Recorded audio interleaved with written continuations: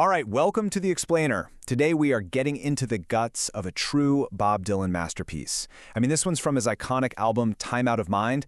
We're going to be deconstructing Cold Irons Bound.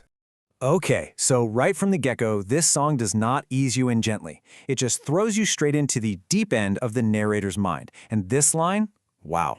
It just instantly creates this whole vibe of paranoia and being totally alone. It really feels like you're hearing a confession, right? From someone who's right on the brink. And that sets this incredibly haunting tone for everything that's about to come. So to really get a handle on what the narrator's going through, we first have to look at the world he's stuck in. And what Dylan does here is just, it's masterful. He paints this landscape that isn't just some background scenery, you know? It's literally a mirror of what's happening inside him. All that decay. You know, what's so powerful here is how Dylan just piles on these images, one after another. It's not just, oh, the fields are brown. No, it's a total collapse of the whole natural world. You can feel the mist. It's suffocating. The ground under your feet feels like mud, totally unstable. And then he says, the clouds are like blood. I mean, even the sky itself feels like it's wounded. All of this together, it gives you this feeling that our narrator is trapped in a world that's literally dying all around him. And of course, that's a perfect reflection of how he feels inside. So what happens when your whole world feels like it's suffocating and dead? I mean, what does that do to a person? Well, this line, this is the devastating result. All that decay on the outside, it's seeped right in. And it leads to this huge identity crisis, this feeling of being totally, completely erased from the world. It's chilling. And here we go. This line is really the core of the whole song, isn't it? 20 miles out of town. Think about that. That's not just some random number he pulled out of a hat. It's far. It's far enough that you're totally cut off. No one's coming to help you.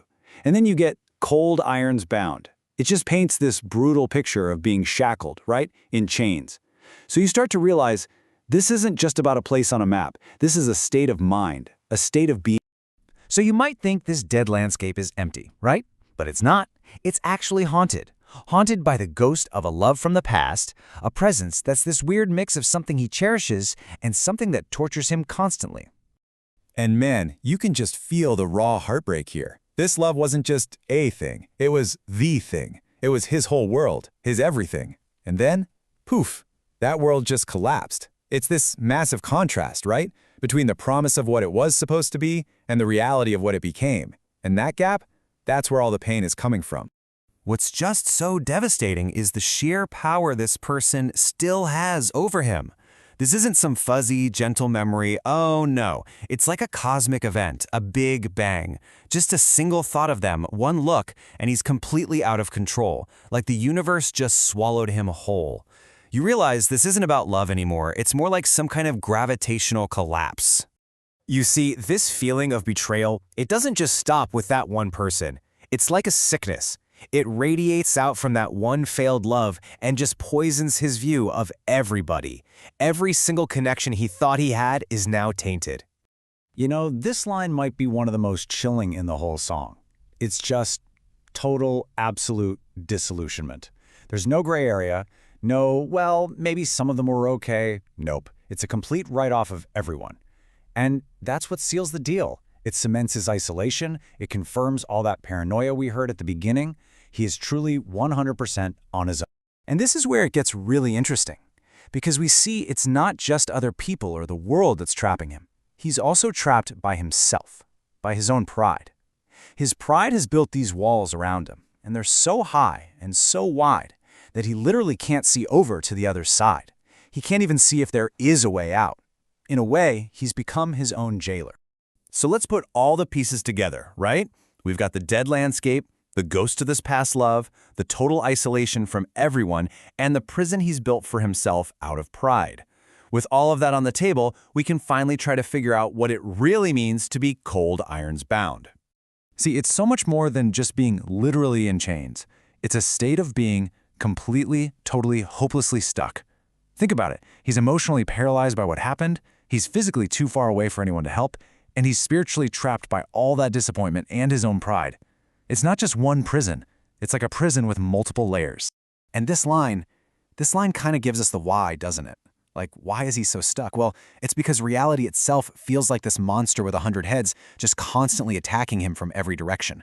It's too complicated, it's too harsh, it's just too much to even try to fight. And when you're facing something like that, being trapped, it doesn't just seem possible, it feels inevitable, like there's no other way it could be. So just when you think it can't get any darker, when the despair is just absolute and the song is at its most bleak, Dylan does something completely incredible. The whole song just pivots on a dime, and we get this sudden, surprising flicker of tenderness. Think about it. In the middle of all that anger, all the betrayal, the pain, the paranoia, we get this one single line about a joy they shared. It's a shocking moment. And it's so deeply human, right? Because after all of it, he still can't just erase the good parts. It doesn't fix a single thing, but the fact that it's still there, wow, it just speaks volumes about how complicated the human heart really is. And this kind of raw, unflinching, emotional honesty, that's exactly why this song became such a monster in his live shows. Get this, he played it over 400 times in about a decade. 423 times to be exact. That brutal honesty, it just clearly connected with audiences in a huge way, night after night after night. So that brings us to the end. And that one little moment of tenderness leaves us with this big, nagging question, doesn't it? Is remembering that joy a good thing? Is it a comfort, like a little flicker of light in all that darkness that gives you a tiny bit of hope? Or does it just make the chains you're wearing right now feel even heavier? Does it just make the pain of what you lost feel even sharper? The song never tells you the answer. And you know what? Maybe that's the whole point.